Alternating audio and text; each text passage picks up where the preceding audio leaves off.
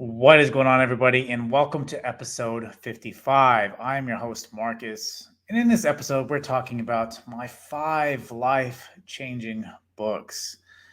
Now, this list has been updated, I think, a couple different times. I think for a long period of time, I had the same 5 books, and then I've read a couple more recent books that essentially made it into their top 5. But ultimately, these books I think have really reshaped the world as I see it, and why I've always pushed to try to read as much as possible, try to get as much perspective as possible, because I've gotten to a point where I've read roughly between about 40 to 60 books a year, and it was hard because some books they did seem very much the same, but being said, there are books that really stood out and books that essentially solidified themselves as my top 5 that I really enjoyed, and they really helped me look at the world differently.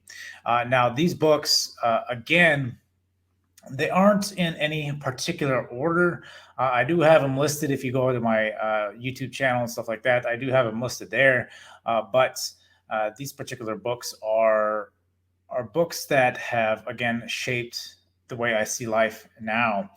And so, being said, I think the first book I want to bring up is The Rise of Superman. Now, this particular book was a book that really got me tapped into understanding what flow and what purpose is. And I always we all kind of know what that flow is, because you get in that state essentially where, not, everything is effortless and it seems like you could do no wrong. It's like, shooting like 100 point game, right? And not in 100 percentage points game and not even missing a shot.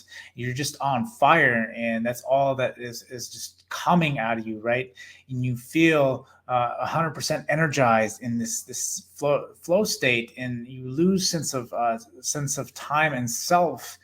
And this book solidifies that and really kind of helps you tune into that and realize what it is and what you can do with it.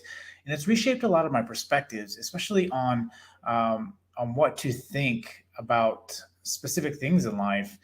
And when you're going after purpose, when you're going after those things that you enjoy, and trying to remain in this flow state and the importance of it, because it takes a lot of people that do extreme sports, and because they're almost in a surreal state of mind, and understand that a lot of them are life or death, and one wrong move could essentially end their life. And being said, you know he takes that perspective and really dissects it into what you can use it to transition it to business, to life, whatever the case is, and keep you in this flow state. And I've used this many different times, and understanding where that is and being aware of it is important, because if you are aware of it, you can fine tune it a lot better. And self awareness is such a big thing, because when you do that, that's where true change happens. And when you understand where flow state is, and defining a flow state, and defining what purpose is. And a lot of people may not think that flow state is a purpose. In my mind, I would probably define flow state is a type of purpose, that when you're listening to your instincts, uh, this flow state I think ultimately helps guide you, because I don't think it is always the same. And when you are tuned into this flow state, you find different purpose. Because when it comes to purpose, I've always said follow your instinct and how important that is, and realize that you don't always get the next step. But when you're following this flow, it takes you into different areas in your life that you never thought were even possible. And even myself, I've been doing a lot more of this lately, and it's taken me to coming into NFTs and stuff, and realizing how much of my artistic side is really starting to come out, and people I'm seeing people really appreciate that. And I always thought that I was just not good enough in that area to really make something of it. And now to think that I might even have a possibility of developing something with a skill that I have that I've always enjoyed, but just never really shared it with a lot of people. And so finding this flow state and understanding how it works, I think is tremendous because a lot of people just don't understand it. But again, a lot of things that we don't understand, we feel like people just may have God-given talent on specific things. Yes, I think we all have some level of talent in us, but when you can tune it and tune into it is what matters. And this book really allows you to do that. At the best possible way and what to look for. And that's really what matters, is being aware of these things and how it works, and realize that it's not just a permanent switch, but it's a maintainable state of mind that you have to be constantly aware of, and fine tuning and getting new perspectives. That's where all the different things I talk about really come from, is from this particular book, is how to fine tune that and tap into that. That is my first book. And then there's a couple more books here. So obviously we got 4 more books. Yes, we can all count. But one of the other books I have, I mean, there's been so many great books, I'm not gonna lie. And so even coming into this, one of my all-time favorite books, again, it's top 5, so obviously, but this has been almost one of my number 1 books almost every time. Every time I reread it, I always get new thoughts and ideas. It's always been How to Win Friends and Influence People. And this book is amazing because we are all human, we're all emotional creatures, and understanding what we look for subconsciously is important. Because you need to find that in yourself. You need to define that in yourself, and you need to know what other people are looking at and how they are defining themselves, and understand that we are all the same. We are all looking at the same things.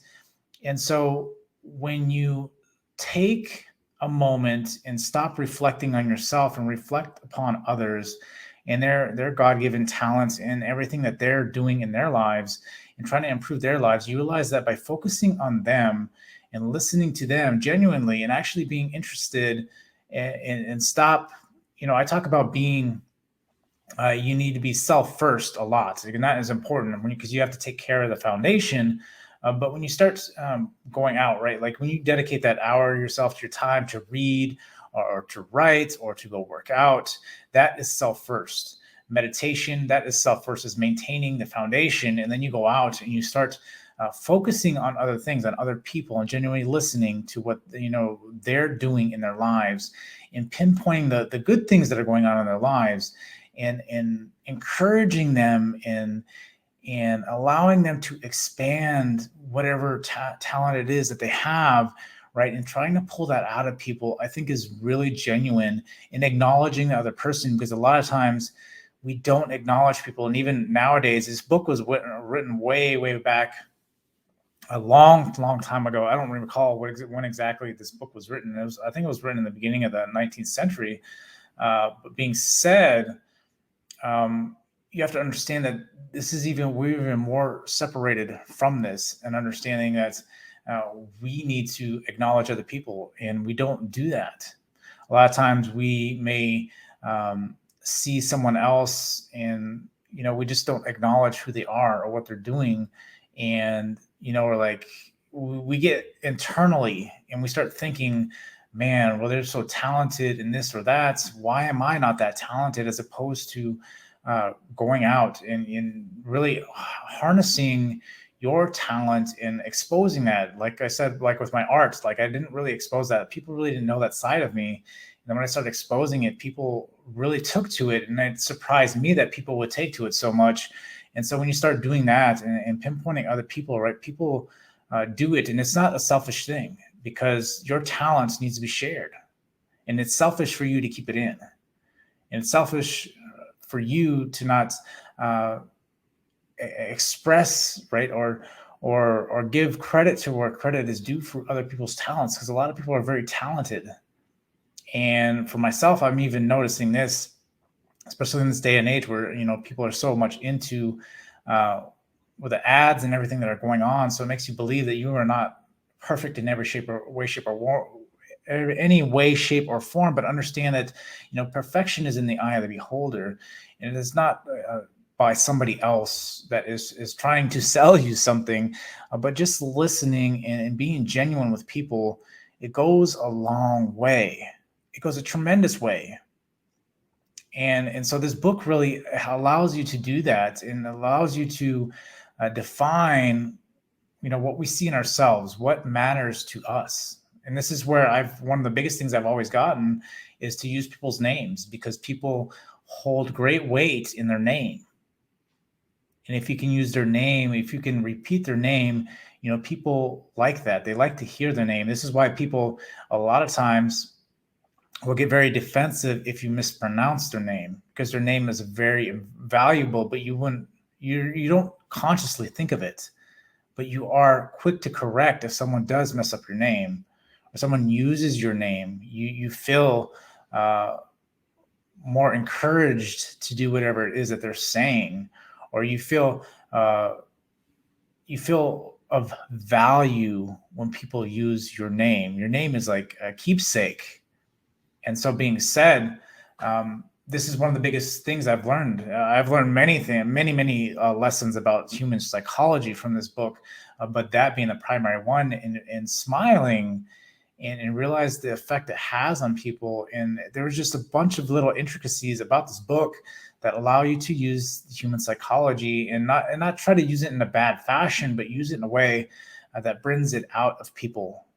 Because a lot of times, again, we are so fixated on ourselves that we should define these things in ourselves, and then start defining them in other people, and let people know that you see that, and people appreciate that. And some of the best friendships you can think of in your life are formed from this, and people will love and admire you for this. And that's not to say to do this because of that, because I do it because I like making someone's day. I like making someone feel good, in helping someone define who they are. This is why I started Discover Ignite, to help me uncover myself, and to also help others see the power and the talents that they behold in themselves.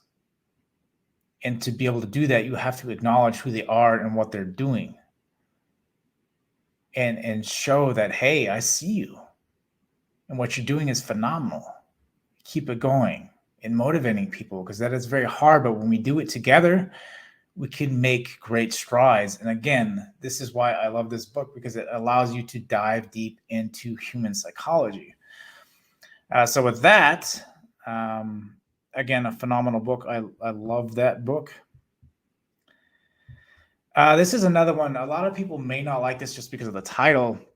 And I always bring this up because I think it is extremely important, even for myself. I try not to overwork. So this is the third book, right? So I try not to.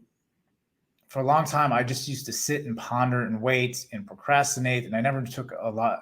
I took action to an extent, but never to the point to where I was really enjoying my day and making changes that I really wanted to. Yes, I did that when I needed to, but it wasn't a continuous thing. I never challenged myself to push myself to see what I was really, the value that I really had and what I was really capable of. And so this next book, Outwitting the Devil, is one of my favorite books. And I know, again, the title is going to throw a lot of people off, but understand that it is this reference, has no association with religion. It may in some way, shape, or form, to an extent, but if you can disconnect from that piece and understand, it doesn't go through a bunch of different things and talk about maybe you're not religious. It's not that kind of book. It's more so gauged on a guy trying to discover himself and realizing that the devil, or AKA, that other side, that voice inside your head, right? And it's playing the game with the voice inside your head. That's how I see this book. And that's why I love this book, because you always have that voice that's so negative in your head telling you why you procrastinate. And this book breaks that all down, because halfway through the book, it just talks about his life, and then it leads you up to where he is right now and the issues he's having right now. And then it flips about, I would say about 1/3 of the book is just up to his journey to now. And then the rest of the book just is a conversation with the devil, and what he talks about how procrastination, and how he gets people to procrastinate and like over their dreams, and how he does it, and how he navigates your brain to do that. And so I took it upon myself as a challenge. Well, this is a challenge against yourself and the devil, or yourself, that voice, that negative voice we all have in our head, that causes us to not believe in ourselves and realize that there's that you can't achieve this thing because you don't have a reference point to where you ever achieved it. So how could you achieve it? And realize that there are these different traps that you're setting for yourself.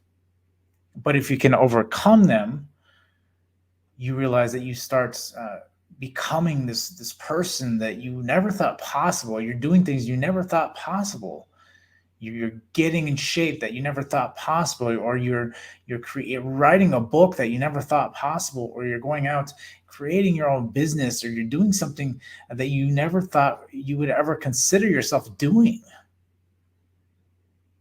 But it's understanding that you're going to be going against the grain when it comes to that inner voice denying everything that is going on, and the traps that it plays with you, because that's essentially how the book defines it, is these little traps that you are setting for yourself. And if you fall into them, you'll never make progress. You need to challenge that voice. And this is, again, in my mind, that is that conversation with that voice. And no, you're not going to put me down anymore. I'm going to exceed this. I'm going to break out of those points of reference in which I thought I could never do it, and actually define and visualize and live that moment in the present day. And to be able to do that, I have to overcome that thought process. And so again, this is really defined a lot of different ways in which I approach that voice in my head. And when I start feeling not confident at all, I start thinking about that. That is exactly what my mind wants me to think. And I have to get past that. And this is how I can do that, and not lapse, and not just let time pass, because I realize that my brain will try to win the battle every single time, and it will if I let it. So I have to challenge that. So again, that is one of my favorite books. Again, my third favorite book. The next one I have is Obstacle in the Way. Obstacle in the Way is one book that defines, a lot of different times when you start talking about life and you start getting into life, you think there's just one way. And a lot of times we think because of a specific test, if we fail it, that's just it, that dream, that hope is completely shattered. And this book puts things in different perspective. Well, maybe that wasn't the right way. You're trying to take something head on. And a lot of times when you try to take something head on, you realize that there is a lot more resistance head on. But if you can approach things at a different angle, it could be so much easier. And this is a big reason why I changed my psychology about, you should be a master of one. And I've realized in life that is not the case at all. I realized in life that the more you do different things, you gain different perspectives that help you solve a particular problem so much easier. This book really put that in perspective for me, realizing that, and someone I always bring up is Leonardo da Vinci. And, he was an architect. He did anatomy, he did art, he did all these other different things. And he gave this impression that he was perfect at everything that he did. But in my mind, he had the knowledge of every little thing that helped him sculpt it to where it looked like perfection. And that's how you should live your life, and not be so, again, one dimensional on so many things. And I've seen it in the real world when it's come to different jobs and careers that I've had, in realizing that people are very one dimensional, and it's harder for them to solve problems because they only have one perspective. Where if you have multiple perspectives, solutions come so much easier. And sometimes coming from that perspective, you're like, well, for me it was so easy. Sometimes it's hard to comprehend how someone else couldn't get it. But you have to also understand that, people come from different backgrounds. They've learned differently. And when you're learning from multiple perspectives, you have a broader horizon around where to come at whatever that problem is. And again, realizing that, stop trying to take something head on. There's another easier, simpler way. And a lot of times it's frustrating because we will try to hammer down on that one specific way, and it just doesn't work. And so a lot of times we'll give up. And then you see someone who seems so effortless how they did it, and they provide you a different perspective on how they did it, and you're like, wow, why did I not think of that? But it's all about having multiple perspectives and multiple experiences that gain you to realize that there was a different angle you could have took that. You didn't have to take it head on, because that's the hardest and possible way to do it. And you're going to be grinding, and you're going to be making it so much harder. And so it's opened my eyes that I need to be obtaining knowledge about different ways to do different things. Realize that I don't know everything, and that, yes, even though I may be really strong at this, right, maybe I should do this over here. And so a lot of times the biggest thing here too is to realize that some things don't seem like they mesh at all, but you realize that by doing it, you find different things that have similar or similarities that allow you to solve that problem a lot easier, or come at it in a different angle that allows you to take 3 steps forward, as opposed to grinding and barely making any kind of forward momentum. So this book, again, has really allowed me to do that, to really foster that, and allow me to grow in ways that I never thought possible, and to challenge essentially that one dimension by going at it through different angles, and the dramatic impact that you can have on your life by doing this. And again, not just being, because again, it's hard if you know that one dimension and you get hit and you go down and you realize it's just not for me. It's just, you don't have the right angle yet. You just have to be looking. And again, the biggest thing in a lot of these different books is having the awareness to be looking for it, and then realize when it's there. And sometimes you may not see it and it just pops up, but acknowledge that, okay, this is what I thought it would be, but it's a different angle. So I need to take action and go through with it. And you realize that, man, what I was doing before was just such a headache, but now this makes it so much easier. And I'm actually capable of doing it. And that's what this book brought to me. Now, the last book I have is another book that it's a spiritual book. And I've never been a real spiritual kind of person. I'm not a religious person. I am a spiritual person, but I'm not religious. And being said, this book really opened up my mind. And this book really allowed me to look at life different, to start really following intuition. And when I think about this book, I always read this book like once, twice. Sometimes I just get in this mode where I read this book a lot. And it is called The Untethered Soul. And again, another one of the books, you shouldn't be basing it off the title. And I know a lot of people, there's some kind of like religious reference to it. It has, and you start reading the book, it has nothing to do with any kind of religion at all. And again, referencing back to the other book I had discussed before, but the Untethered Soul really helps you disconnect from essentially what we are, right? Are we the subconscious? Are we who we are? Are we the person? Am I Marcus, right? And understanding that you need to separate what it is in the experiences that you are, that you're not your thoughts and ideas, that you are an awareness of these things, and that it helps you get that emotional disconnect, because a lot of times we'll make decisions based off emotion and then regret a lot of those different decisions, as opposed to being more well, it's not a really positive thing, it's not a really negative thing. Life is what it is. You're living the experience.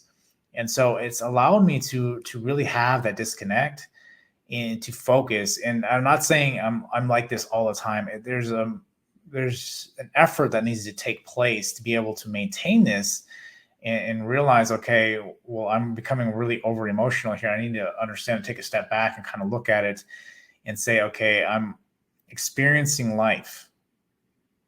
And again, one of the best things I got from this book was trying to picture your life on a movie screen, and you're sitting in the audience, in the sound that you hear, and you're getting the visual effect, because a lot of times when you're watching a movie like that, you get very engrossed, and so you start getting emotion, right? And the only difference between the movie and your life is essentially, just the feeling, right? The feeling that you get, but you do feel that emotionally.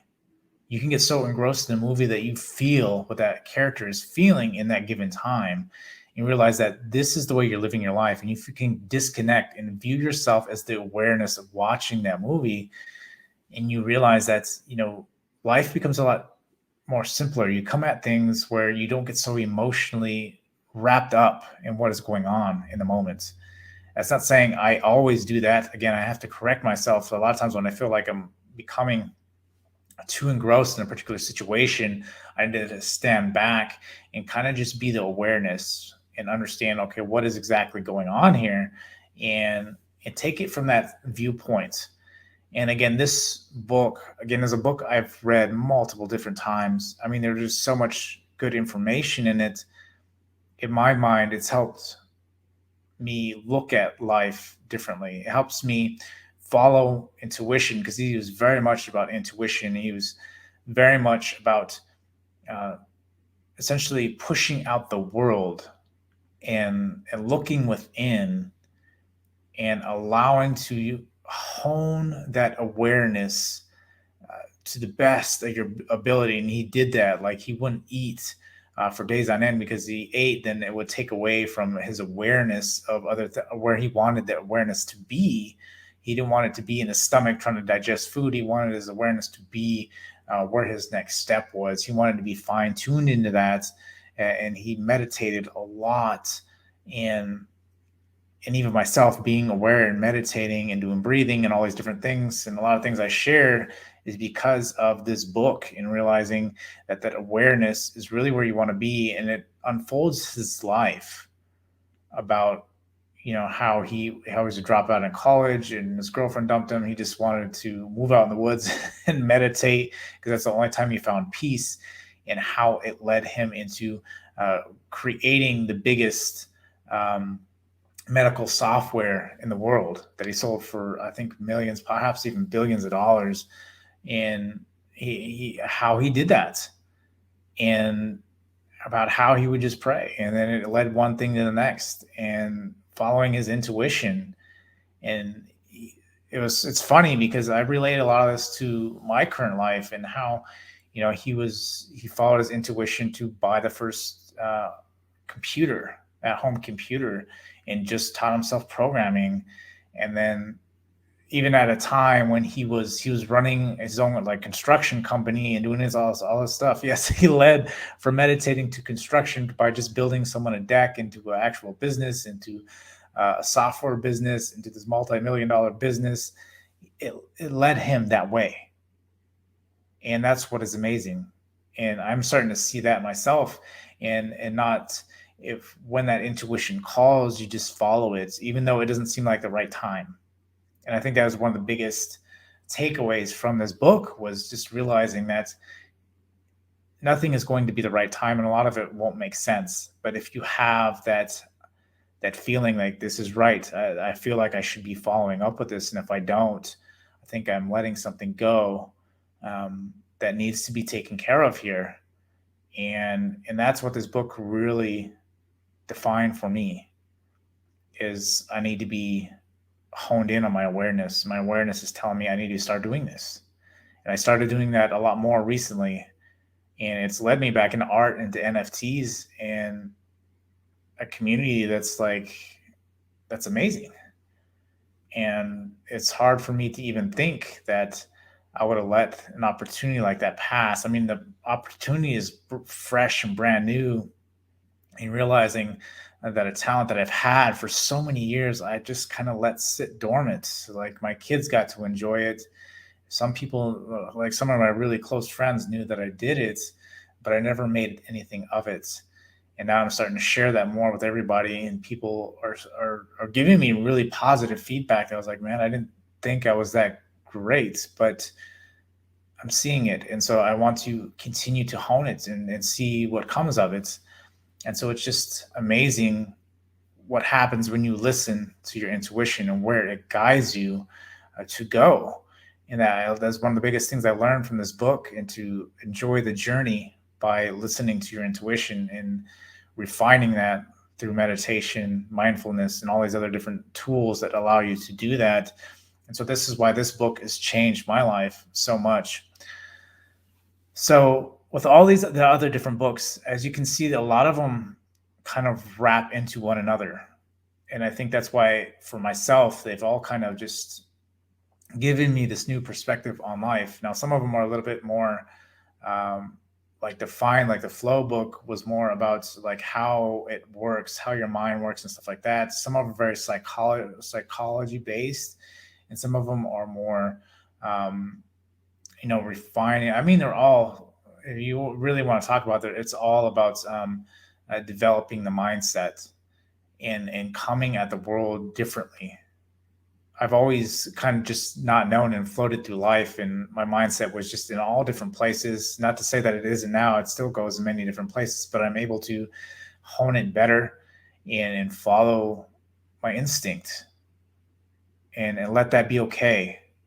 And if you follow it and trust it, trust is such a big thing. If you can follow that intuition and just trust it, it will guide you in some weird off-beaten paths that you don't really understand until you go through it and you realize, wow, this is I'm in my flow state. I'm enjoying life. I found something that's really different by listening, self-awareness, and what it does. And these books have really changed my life. And I've again read many different books. I've gone through some really other good books and some really other bad books, but realize that these ones have really just changed my whole perspective on the way the world works, and how you should be living your life to fulfill your life to the best way possible. In and seeing that, hey, I'm going to leave everything on the table, because I don't know when the end is. But if I use these tools, they will allow me to experience life to the fullest. And I think these books help you unfold that. They build out the foundational mindset that you need to go out and ignite that change.